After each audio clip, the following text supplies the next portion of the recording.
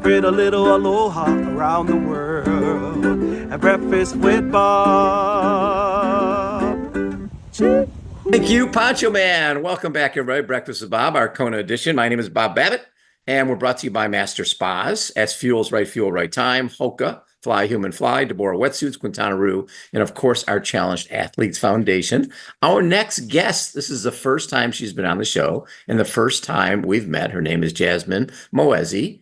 And first of all, Jasmine, thank you so much for your donation to USA Triathlon Foundation, because we put up a guest appearance on Breakfast with Bob for that foundation. Thank you for doing that. Thank you. I'm so excited to be here. I've met you a few times at a bunch of races and listened to your show, and you're truly such an inspiration to the community. So very honored to be here. Well, thank you so much. So take me back. Growing up, what were your sports? I actually was a competitive figure skater growing up for a while, and then I played varsity tennis in high school. So not really much triathlon related, but I have always been a very competitive athlete my whole life, and then I got into running and triathlon in college. So have gone through a lot of different sports and activities to get there, but I'm glad I ended up here. That's So very cool. That's yeah, the whole growth of marathon, half marathon, Ironman 70.3. When I owned Competitor Magazine, we were intimately involved with all of that. And it was really fun to see, because a lot of people come into it thinking, I could never do that. And next thing you know, yeah, they're changing their perception of themselves. Is that sort of what happened yeah. with you? Yeah, that's exactly right. Like I had a friend, one of my best friends in high school, she noticed I was like, relatively more fit and athletic, and she'd try to get me to go on like beach runs with her. And I was like, oh, this is so hard. I don't understand how people do this like nonstop for so many miles. And I would go do 5Ks with her or my dad sometimes. And I was like, okay, yeah, like this is my limit. I don't think I could ever run further than this. And then I don't know what got into me in college. I was like, I want to try running a half marathon. Like, I still don't believe it's possible to run like 13.1 miles without stopping. It just doesn't make sense. But then I like learned how to actually properly like pace myself and fuel and hydrate. And then when I did it, I was like, oh, that actually was fun. Like, what else can I do? So kind of open the floodgates, I should say, to everything else. So Yeah, yeah, it was pretty special. you go to the dark side. All of a sudden, it's like, oh, I can run a 5K, I can run a 10K, I can run a half marathon. Did you go to the marathon side of things? I didn't actually go to the marathon side of things for a while. I ended up like doing just like some half marathons. I ran for about a year, and then I started triathlon shortly after. I'm someone who gets bored quickly, so I needed Yep. something to keep me more engaged, and I was a horrible swimmer and cyclist, so that definitely kept me very engaged trying to learn how to do both. But Well, luckily had the run there to kind of save me. well, the nice thing about the run is wherever you get off the bike, you're going to be passing people. And that always makes you feel Yeah, good when you come in at the end. And it's like, oh, okay. If I get a little faster in swimming and a little faster in cycling, I can be pretty good at this. So did you join a master exactly. swim program, a club? What was the next step? I joined the triathlon team at USC, and I trained with them. So they were the ones that really taught me everything. The coach, his name was Rad Hallman, and he was fantastic. He, taught me basically me and a lot of other athletes on the team how to swim from scratch and how to bike. We went and like had like a team bike night to get like road bike and all the gear and everything that we would need. So it was probably the best way I could have started off in the sport, because there's so many moving parts. It could be Yeah. very overwhelming. So it was nice to just have kind of like that guidance from both him and also all the other teammates that have been doing it for quite some time. So it was really special to kind of have that guidance and help when I was starting out. What's So been it was really great. fun is you've got, Cal Berkeley Tri Club with 150 Mhm. members, and then USC and UCLA and Santa Barbara, and then Arizona State and U of University of Arizona. The Southwest just has so many clubs, And then it Yeah. becomes a real social thing, right? More than just, yeah, Mhm. it's nice to race, but on race day, it's you against yourself anyways. You know, is it what the other people do doesn't really matter. It's you're challenging yourself to see how fast you can go.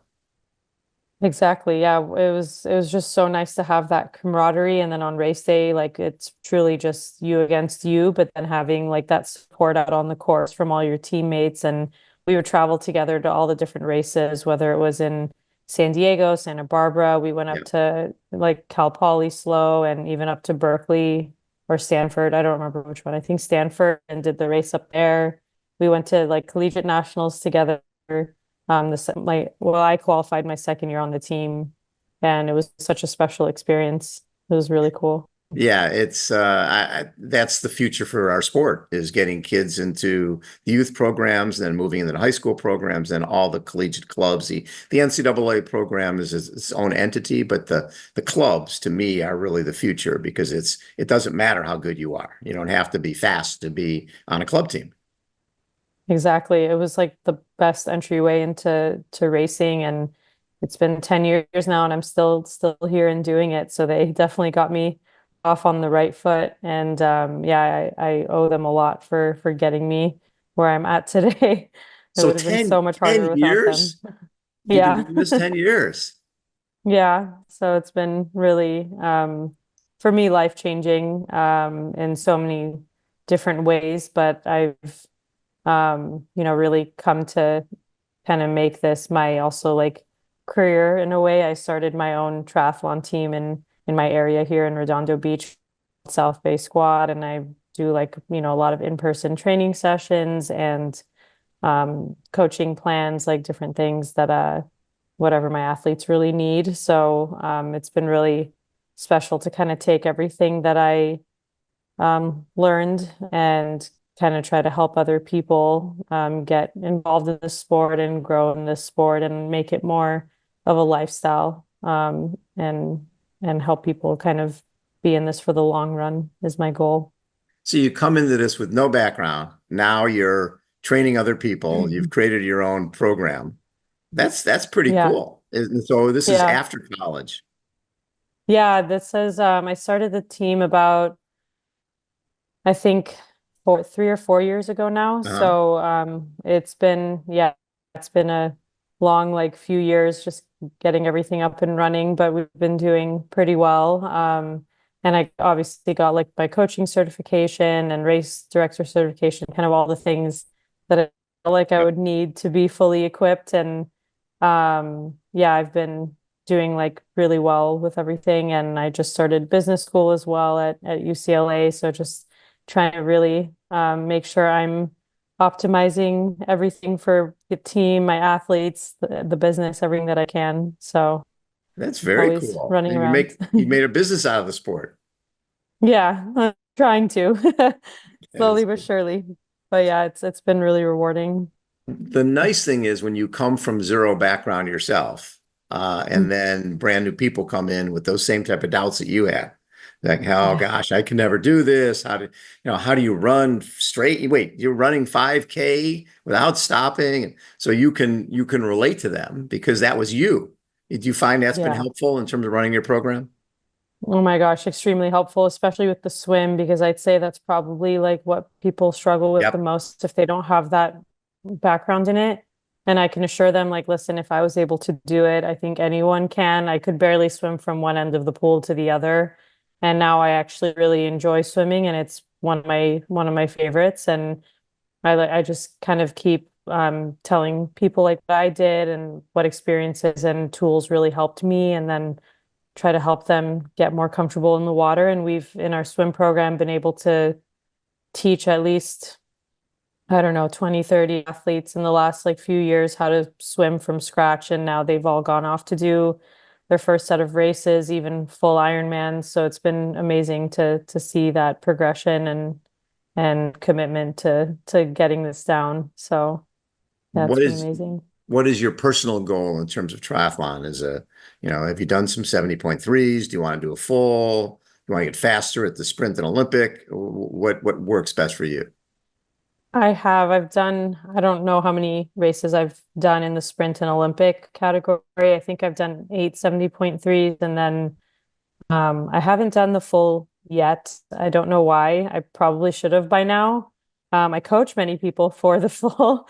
But I want to definitely, that's on my bucket list to do, but I feel like I'm going to be a one and done athlete when it comes to the full, just because of the time Yeah, takes a lot of constraints I time. have. So I think for me, I want it to be like one really, really epic race and then check it off the list and kind of keep focusing on like the 70.3 and Olympic distance. Those are my two favorites. So, but it'll happen. I know it's coming soon. I can feel it. So, That's cool. yeah. So the biggest change as a coach and as an athlete, what have you seen as the biggest change in the sport in the decade since you've been involved? I'd probably say like the kind of the data side of things has gotten Yeah. so much more advanced since Oh I've my God. started. I know. Like with all the everything programmed in, because I used to use Training Peaks, now I use TriDot, and like just seeing how optimized the platform is and everything's just programmed and so like just so advanced now that I'm like, wow, I wish this was around when I first started. I'm kind of jealous of the athletes starting now that get to take advantage of everything because I think I could have avoided a lot of like injury and burnout and other things if I had more tools available that I have now. But yeah, I'd probably say that's like the biggest jump I've seen in our sport is just how it continues to evolve on kind of the data side of things and the optimization. It's It's been very it's been impressive. crazy. Yeah. Yeah. Mhm. And so how many members now do you have of your tri club? We have about 80 athletes on the team. I coach like myself up to 10 athletes, and then I have another two coaches that I also pass on athletes to that are fantastic coaches. And we have like a solid like 20 or 30 partners and sponsors for the team. So yeah, we've worked really hard to kind of make sure we like all of our athletes have any opportunity that they're looking for all in one place. So Very cool. So when it's you're great. going to business school, do you want to stay in the world of triathlon when you graduate? What are you thinking? I definitely do. I don't think triathlon, I don't think I could ever leave triathlon. It's given me too much like happiness and joy. Yeah. So I think I'll always be there, but I'm open to seeing what else potentially might come my way. But I'm definitely never gonna stop like running the team and coaching. That's something I'm in it for life. So, but yeah, I'm open to seeing what other opportunities come up. I also work at a mental health clinic in Westwood, and I do like the nutrition and health coaching for patients with severe mental illness. So that's been also really rewarding. So, I'm also co-president of Achilles Los Angeles, where we play sports with kids who have disabilities and get them Nice. active and outside. So I want to continue just promoting as much like health and wellness to as Mhm. many communities as I can. So Kind of a big goal. if you had an athlete come to you who, from the beginning, you're like, oh my God, I don't know if this person's got what it takes to make it in a sport. And then they surprise you. They become really, really good, really, really committed. It's something that Mm. maybe was unexpected.